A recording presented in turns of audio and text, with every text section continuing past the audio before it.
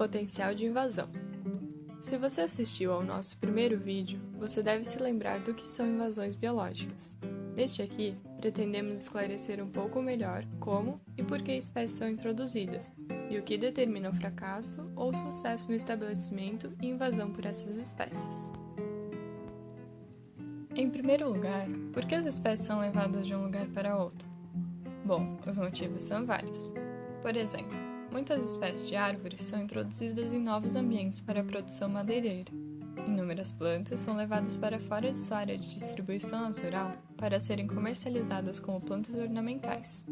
E alguns animais podem ser introduzidos para serem vendidos como pet e outros para fins alimentícios também, como peixes.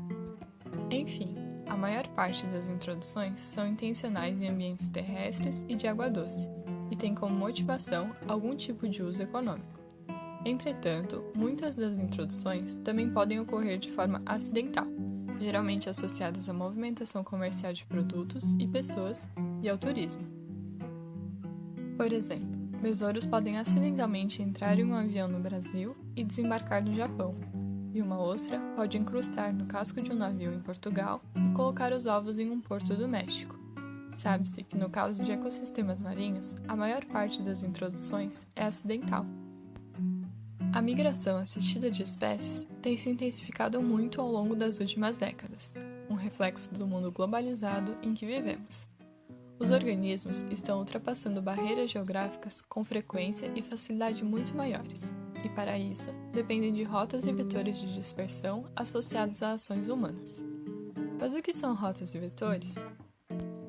Os vetores são os meios físicos pelos quais as espécies são transportadas, como por exemplo, aviões, navios e embarcações. Ou ainda, quando passamos de carro ou até mesmo a pé em uma área em que existem espécies exóticas invasoras. Podemos levar, acidentalmente, semente dessas espécies nas solas dos sapatos ou nos pneus dos carros para novos lugares. Nesses casos, os sapatos e os pneus são os vetores.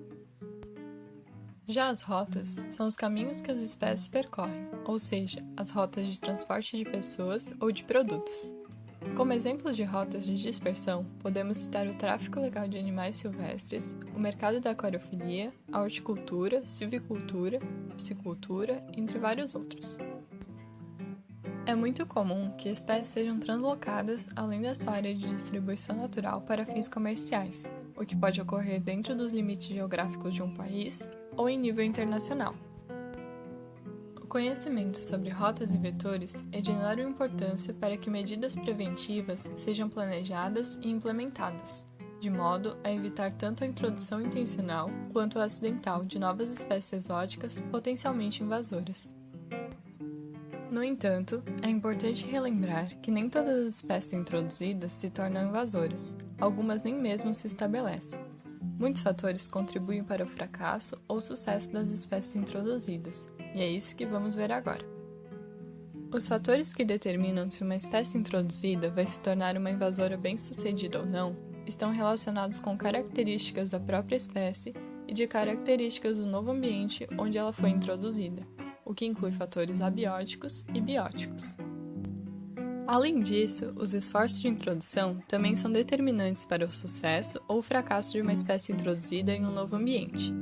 A combinação do número de indivíduos introduzidos e do número de eventos de introdução é chamada de pressão de propágulos. Quanto maior a pressão de propágulos, maiores são as chances da espécie introduzida se estabelecer. Por isso que novas introduções de uma espécie que já havia sido introduzida em uma determinada região não são inertes. Um maior número de introduções deve permitir à população exótica resistir a eventuais reduções populacionais que ocorrem naturalmente. Ainda, a pressão de propágulos pode estar relacionada positivamente com a variação genética da população introduzida, conferindo a ela maior capacidade de adaptação ao novo ambiente. Por outro lado, características dos ambientes que as recebem podem facilitar ou dificultar o processo.